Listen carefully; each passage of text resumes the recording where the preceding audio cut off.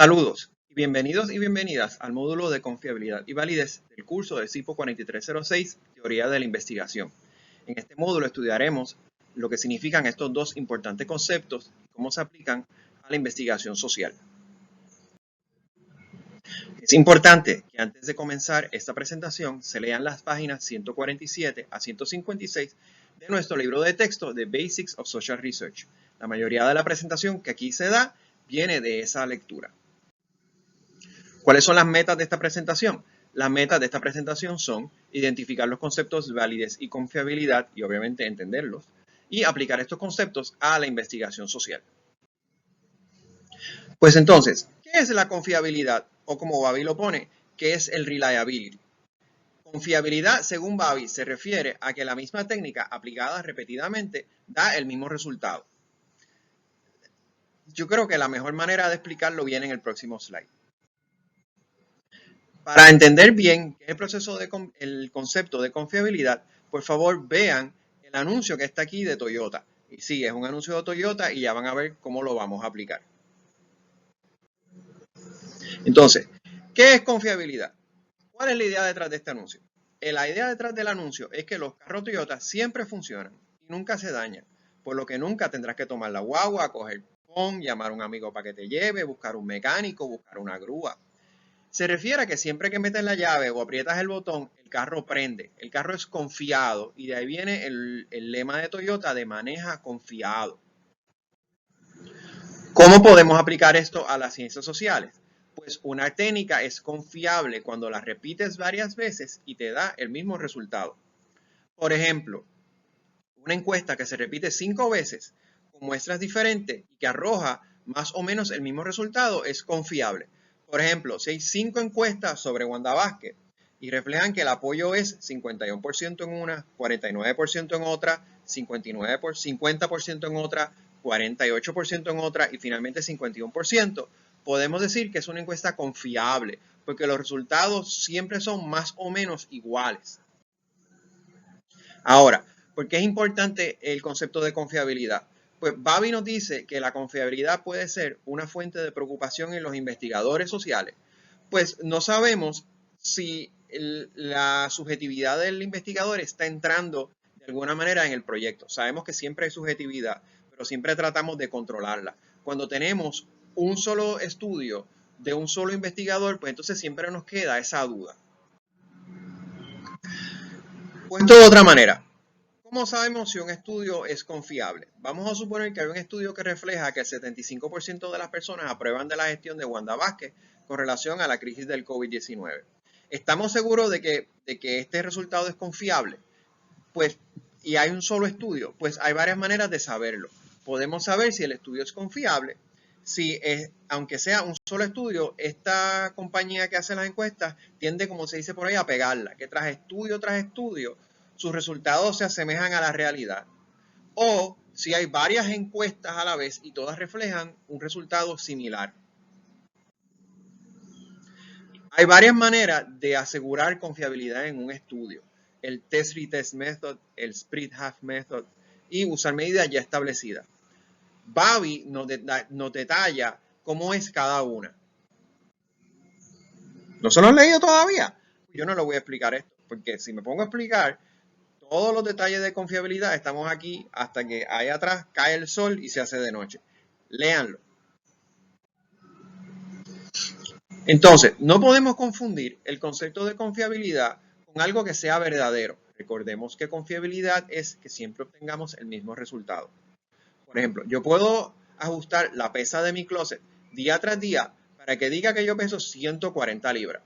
Lo cierto es que yo no peso 140 libras, pero esto haría de una pesa muy confiable o que los resultados no miden bien, pero que los resultados no miden bien lo que yo tengo que medir, lo que yo en realidad peso. Claro, a mí me gustaría el resultado de 140 libras porque en el confinamiento pues, puedo comer todo el mantecado de chocolate que yo quisiera. Pero eso no significa que la pesa sea válida. Y ahora vamos a explicar el concepto de validez. Validez, según Babi, se refiere a que una medida refleja con precisión el concepto que se supone que esté midiendo. O puesto de otra manera, como yo lo enseño en el salón de clase, que mida bien lo que tiene que medir. Hilando más fino, Bobby menciona 4 tipos de validez: Face Validity, Criterion Related Validity, Construct Validity y Content Validity. Y esto sí lo vamos a explicar. Face Validity se refiere a que el indicador, o sea, con lo que vamos a medir, haga sentido. Para mí, este es el tipo de validez más importante, porque hace sentido, y valga la redundancia.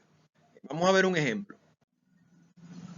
Por ejemplo, yo quiero medir el concepto de afiliación partidista, que ya lo habíamos discutido en clase. Y habíamos dicho que el concepto de afiliación partidista es uno de estos conceptos que, según Bobby, no existen en la vida real, no los inventamos. Pero lo podemos medir porque podemos medir si hay PNP, populares, etc. Pues preguntar en una encuesta con qué partido político te identificas hace sentido. Tiene face validity, porque aunque tú creas que hay otra mejor manera de medirlo, no creo que vayas a pelear conmigo de que esto no es una manera válida de medirlo. Pero preguntar, por ejemplo, si le tienes miedo a contagiarte con el COVID-19, pues no es una buena medida de afiliación partidista, porque no tiene nada que ver con afiliación partidista. Criterion Related Validity se refiere a que el indicador se puede asociar con una medida externa. Un ejemplo sería el siguiente, continuando con el ejemplo de afiliación partidista, pues tendríamos Criterion Related Validity si, por ejemplo, la afiliación partidista estuviera asociada con la percepción que se tiene de los Estados Unidos. Pensaríamos que los PNP tendrían una mejor evaluación de los Estados Unidos que, por ejemplo, los pipiolos. Pues aquí el criterio exterior es la percepción de los Estados Unidos porque es algo exterior a ser PNP. Pero si los dos están relacionados, pues nos da mayor seguridad de que el concepto de afiliación partidista lo estamos midiendo mejor.